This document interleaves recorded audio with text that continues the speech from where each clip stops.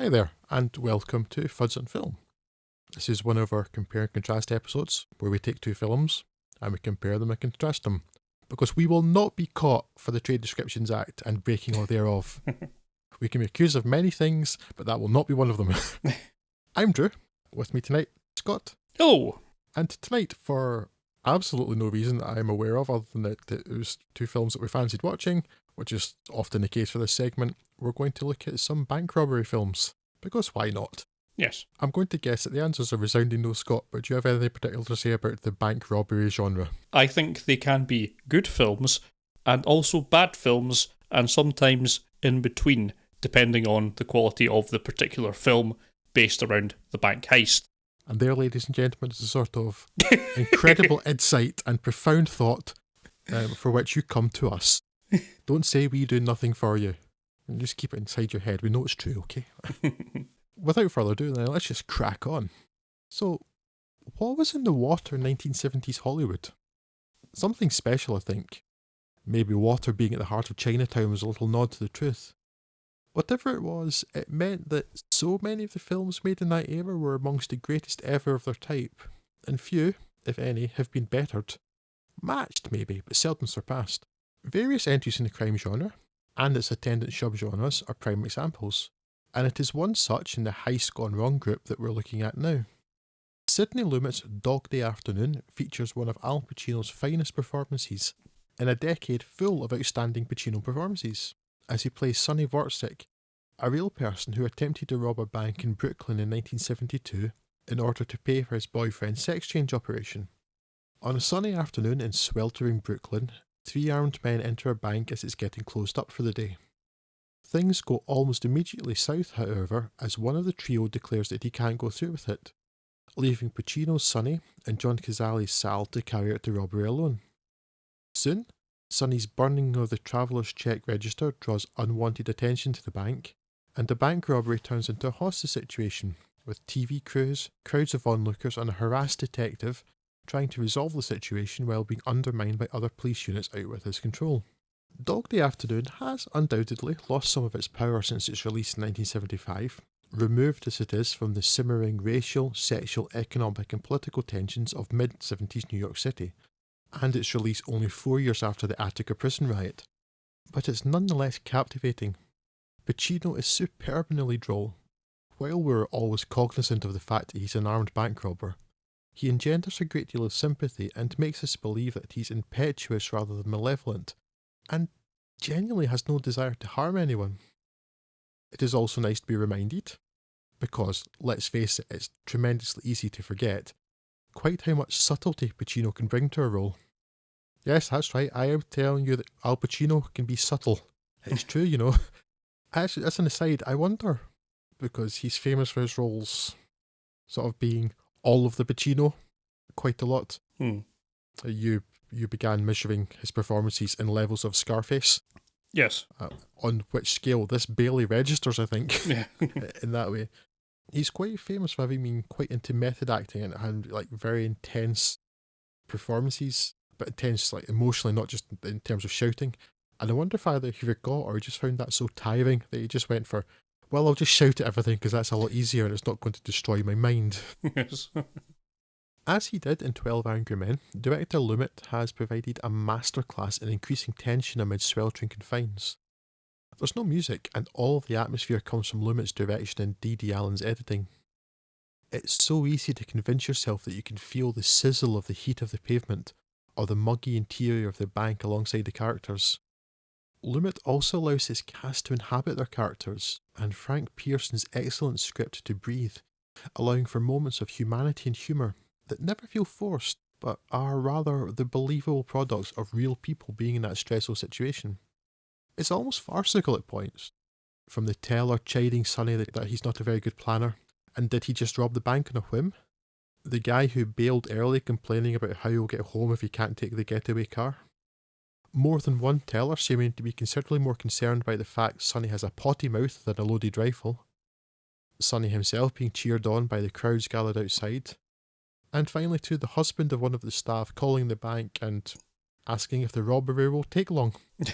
There is, though, always an undercurrent of tension, It's clear that while the bank staff may be sharp-tongued, they're also just trying to cope with their situation, and the facts of loaded guns, a slowly unravelling Sonny, and an on-edge Sal are never far from the thoughts.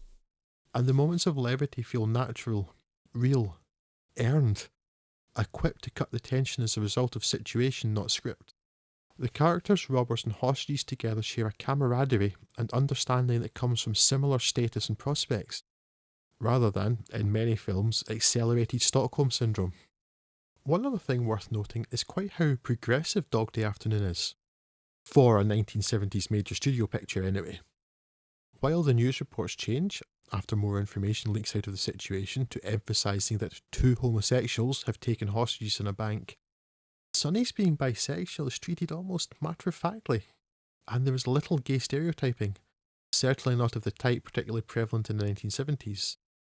There is, perhaps, a slight femininity to Chris Sarandon's Leon, Pacino's boyfriend, but while there is a momentary tittering from the assembled cops when he tells Charles Durning's detective Moretti that he and Sonny were married by a priest, it is otherwise regarded dispassionately. Dog Day Afternoon is intense, naturalistic and brilliant, and, in unexpected ways, heroic and hopeful. A film I have always loved, and one I'm thoroughly delighted to find I enjoyed just as much after what is possibly a 15-year gap since I last saw it. So Scott, I love this film. Are you going to break my heart and tell me it did nothing for you? Or do you similarly enjoy it? No, I like it an awful lot. This is actually the first time I'd seen this, because another sub-current of these shows is getting round to watching films that I've been into for ages and not quite got to, despite owning it for, 20 odd years or something, I don't know. Yeah, so it's really, really good. I really like the slow boil of it. The only slight negative that came up for me is that at some point my brain decided that Al Pacino's voice in this sounds a bit like Adam Sandler, and that's not something you really want to bring to mind when you're watching any film, and did hamper my enjoyment of it a little bit. Well, thank you for destroying all future viewings of this for me, but at least up until this point I had never done that, I never had that thought, so I was okay until now. I mean, I don't watch a lot of Adam Sandler films, so it's maybe more what I think Adam Sandler sounds like rather than what he actually does, so I'm not sure. But yeah, to be honest, I don't think I've got an awful lot more to add to what you're saying there. It is a really effective film. Really does a great job of cranking up tension. It's, along with the sort of sweat levels of everyone involved. Probably the unsung's maybe not the right term, but John Cazale's performance in this does a really good job of sort of underpinning all that tension, because he's the one that you feel the danger may come from. Yeah, why you say that? Because it's Al Pacino's film, right? And actually, John Cazale has very little screen time if you think about it. Yeah, but you never forget that character's there. Yeah, exactly. You're never forgetting that character's around. It's not like sometimes you'll find a film which is so dominated by one actor and it'll come back like, oh yeah, that guy. Yeah. Oh, he's made enough of an impact right from the beginning that it's like you're always aware that he's there. And as I say, it does a great job of building across the host of the film, and it's just a really effective character piece. It threw me for a bit of a loop at the start, actually, because I was expecting the actual bank heist bit of it to be a bit more involved, whereas that's pretty much over with in the first 10 to 15 minutes maybe. Yeah, it's very low key, isn't it? Yeah, and it's pretty much after that, although it's obviously a hostage situation, it's really more a character piece by that point, and it's really delving into Sonny's character and how that goes through the lens of this event. And does a really good job of it. Lots of interesting pieces. Some of it, apparently that whole bit where he's shouting about Attica and all the cousin was pretty much improvised. He was told to say that by an assistant director as he was coming out the door, which is strange because it seems like one of the pivotal moments of the film, where he Sonny goes from being just another robber to almost being a folk hero in the making, with that kind of thing. And for that, and presumably also the response of the crowd to be just done on the spur of a moment, pretty savvy filmmaking, as to be said. And also, yes, there's two really notable moments of improvisation in, because the line about, and it's almost funny, but it's kind of tragic at the same time. The line about Sal wanting to go to Wyoming, was also improvised by John Cazale on the day, and it's like but it's just perfect. It gets that character too. It's like the real Sal was 14 years old apparently.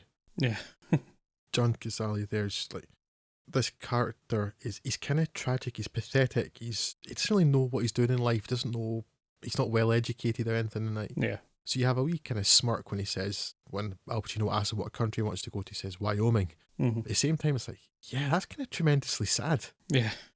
And that performance sells that character. So that's impressive.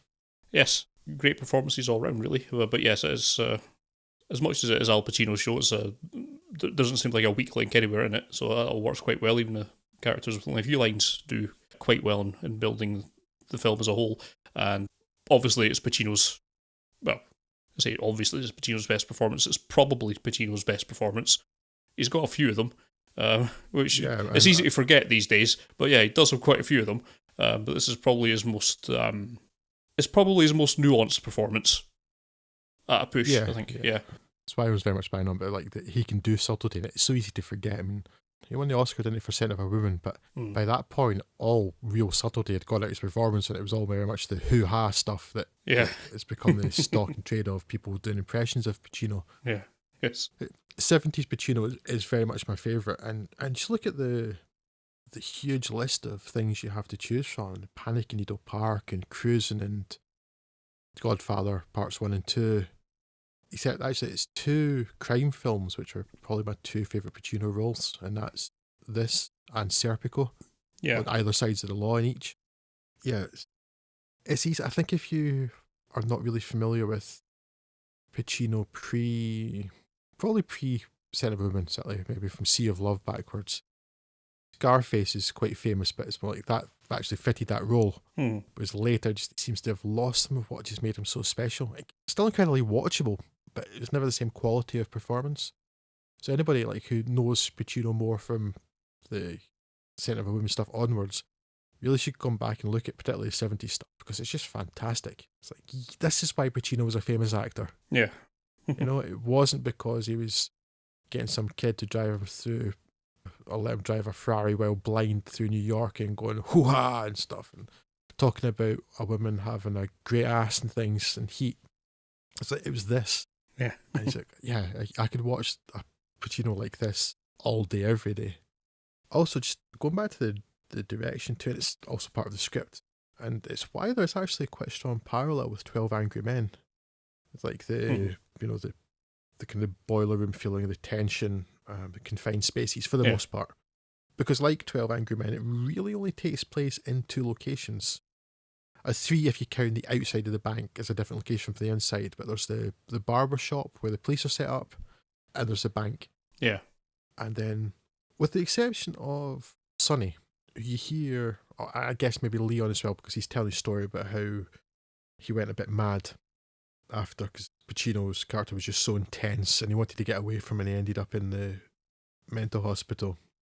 None of the characters have backstories. Yeah. And they don't need them, don't want them.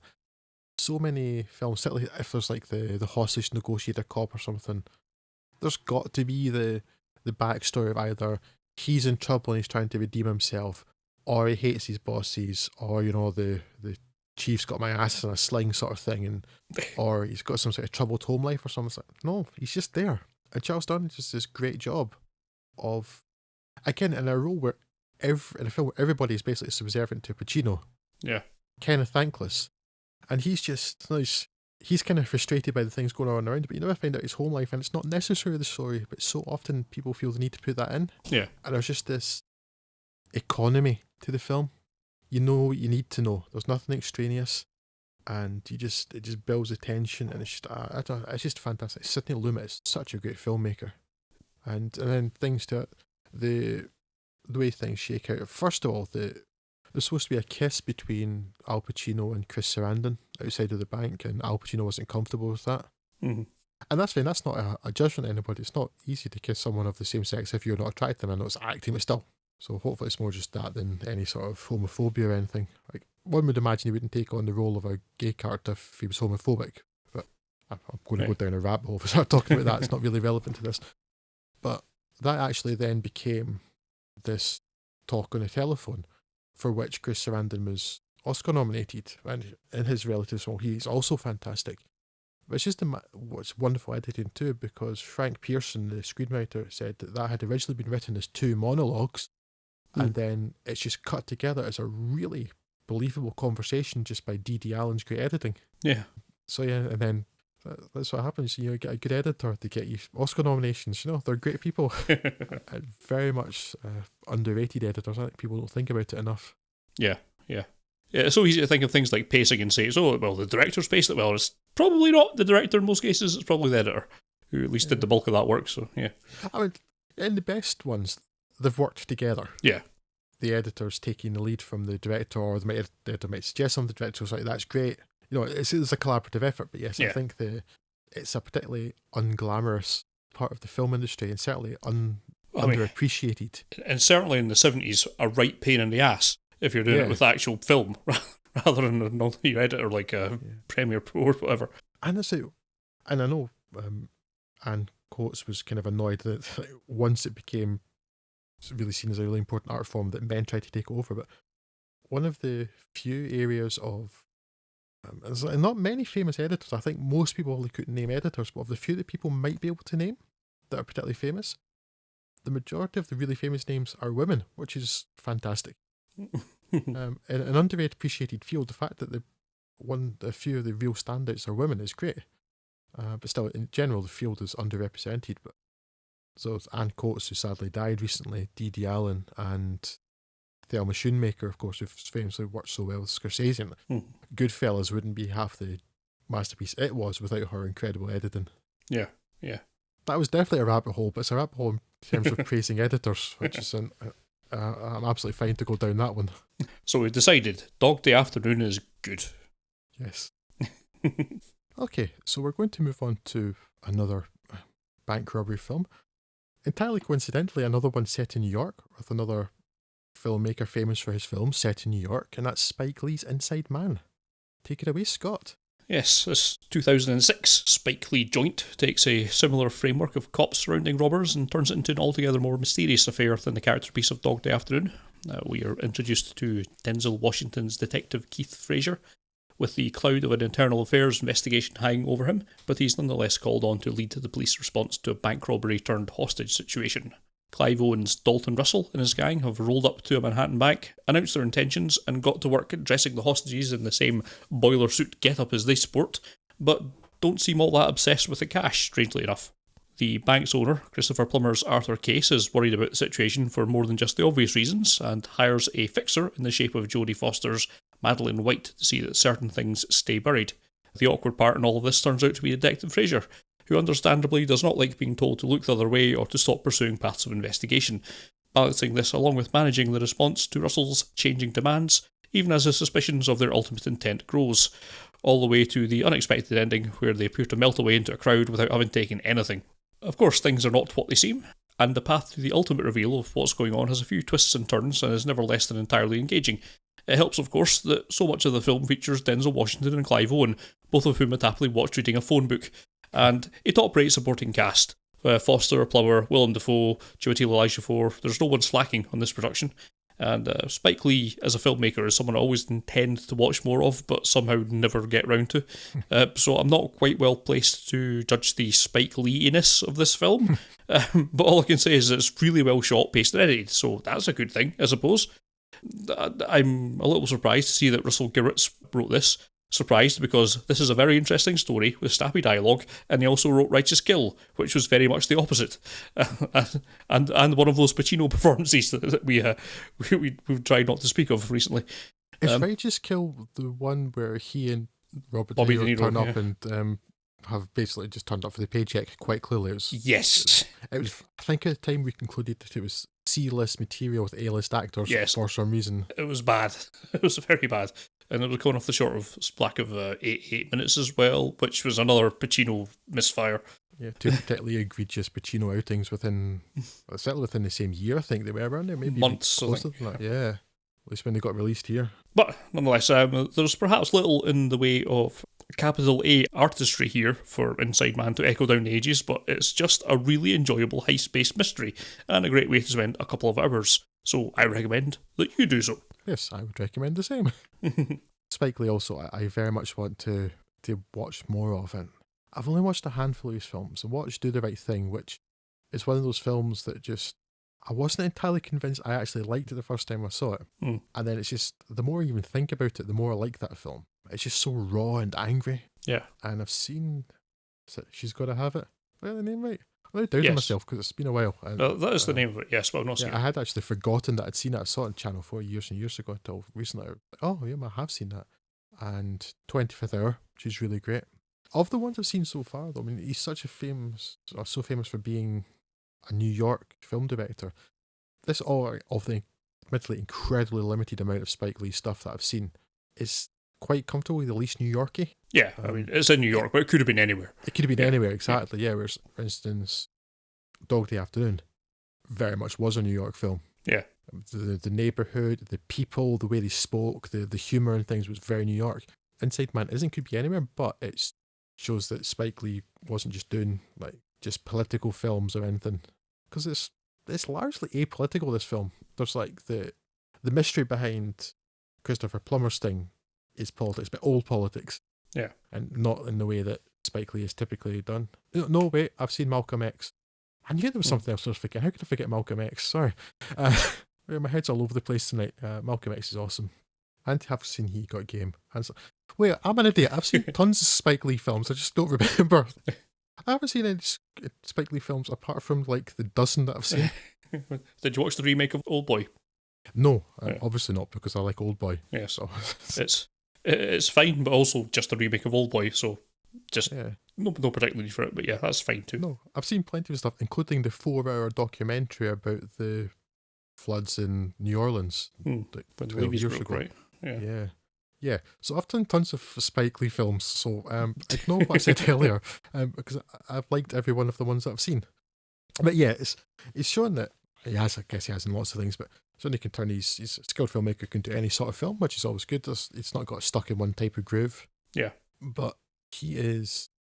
Sorry, I'm just completely blindsiding myself by realising I've seen like a dozen Spike Lee films and I thought I'd seen 4. I've seen too many films, that's it. So I'm trying to keep them all on board. And yeah, it's just a good, well-made heist film where it does have twists and things. And saw them coming. Like, well, I guess what it was going to be before the end. But still, it was kind of satisfying because it was well set up. Yeah. It wasn't just like pulled straight out of his bum or anything. Like, so often that's the case. It's like, was a Deus Ex Machina ending, or it's just so stupid it makes no sense. Yeah. Sadly, I don't really have an awful lot more to say. There's not as much around it to talk about as there was with Dog Day Afternoon, other than it's a good film and it's about bank robbery. Yeah, I mean, you could make a reasonable case that this is a B movie. There's never going to look at this and think that there's anything Oscar worthy in any part of this. It's just very competently executed in every aspect. Yeah, I say you could say it's a fairly standard thriller, elevated by a quality cast. Yeah. So yeah, and you said you could watch Clive Owen, read the phone book or listen to Clive Owen read the phone. So I never liked Clive Owen. No, for a long time I never did. I suspect since Children of Men, since Alfonso Cuarón's Children of Men, which was the same year as this, I think, around about that time, that I've developed a much greater regard for Clive Owen and actually rather like him now. Although he should probably lay off the accents. He can't really do the accents. Yeah. But I have heard worse. Yes. I'm sure if Craig was here, he would regale us with Tales of Croupier, which is, I think, the first time he stumbled upon him, and probably me too as well, and it's a really good film. Clive Owen's been in a number of really good films, and he's one of these people I always think should have been a bigger star. Not that he's not done a number of pretty well-regarded and fairly well-seen films, but that kind of period of time where it seems like he would have been in the running to be the next James Bond, that sort of time frame where he felt like he really could break out and be a proper Hollywood A-lister, and that never quite came, and I think we're all the poorer for it. But you could absolutely see him being a Bond, and very much in the kind of more physical Daniel Craig mould of Bond. I could have seen that, yeah. He's done a lot of pretty good films, and is well worth taking a look at a few of them. It's not all just Sin City and... No, I think the first time I really became aware of him, Croupier it's like 1998, something like that. Yes, yeah. And I have, and I'm fairly confident I've seen, but I don't remember much about it.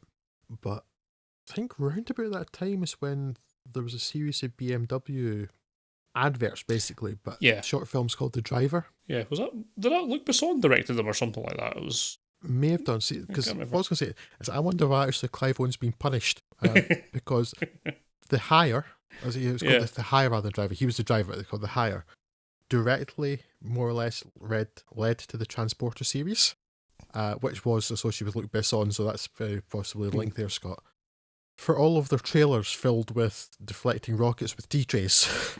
I don't remember thinking much of the Transporter films. So maybe. No, I remember you and Craig hated them. I like the first Transporter film. I think it's fun. But yeah, it was very much a series with diminishing returns very soon after that. So it's so long since I've seen it, I can genuinely barely remember them. But that trailer always stuck in my mind. And I have very little recollection of the first Transporter, but I know that the second one, which is Matthew Modine in it, it's the one that's actually set in the United States, was I don't remember liking. And I'll take your word for it that Craig was on the same road as me with that, and you liked him. So maybe he was being punished given the Hire led directly to that. But yes, I see the appeal of him now and then. I've said it before, I'll say it again, no doubt. I think Denzel Washington is my favourite currently working actor, and I think I could watch Denzel Washington in anything, in everything, and would do quite happily. Like yourself, just listening to read the phone book or something. yeah, He's also got that kind of swagger to him. yeah, And it generally fits, but it fits pretty well in this. And it's quite interesting the way he plays off of Clive Owen. yeah. And actually, Clive Owen's got a quite interesting character. Not in the same way that Dog Day Afternoon doesn't really have any villains. Not in like that, a typical cops and robbers kind of way. This does have villains because they do beat a guy up and they scare people and things. But given that part of what they're doing this for, when you find out the backstory to Arthur Case, Christopher Plummer's character, like, okay, you don't completely want Clive Owen to be just mowed down by the police or something like that. You're kind of on his side. Yeah, yeah. Because this guy's not a good guy. So that's quite interesting. And their back and forth works quite well. Beyond that, I said like 300 hours ago when I started this, I didn't have anything to say. I'm not sure I still have anything to say. I've just said words. It's not necessarily the same as having something to say. But the only other things I want to pick up in this film, there are some of the music I really like. There's like during the bank robbery and outside the bank, there's kind of 70s vibe going on. It feels like it could be written by Lalo Schifrin. There's that sort of music which really works well. And then for some reason, in an entirely unnecessary coda in the film, there's some terrible 80s style jazz saxophone. No, go away. Saxophones in the 1980s were a bad mix. Take that away, please. And the only question I'm left with at the end is, what was going on with Denzel Washington's suits? Because they're terrible and they fit incredibly badly. Yeah. And terrible hats at the same time. I don't know, is that deliberate because he's a cop and doesn't have a lot of money, so he's just got really terrible fitting suits? But they kept catching my eye like, did you borrow your dad's suit, son? The leg's like a foot too long. You show up in like a white suit and a bow tie at some point as well. Yeah, the strangest wardrobe for questionable Denzel choices. Yes, but no, it's a really competent film. It's just, and I would recommend it. I'm not sure there's an awful lot to really get your teeth into discussion wise. Yeah, I remember liking it quite a lot at the time, and I've liked it quite a lot now. So I guess it does, to that degree, stand up to the passage of time. But yeah, it's a fairly standardish story. There's nothing particularly unusual or innovative here, but it's just really well done, and I think it's well worth a look if you have 2 hours spare and are in the mood for something like this. A great bit of comfort food, and well worth looking out if you have not done so already.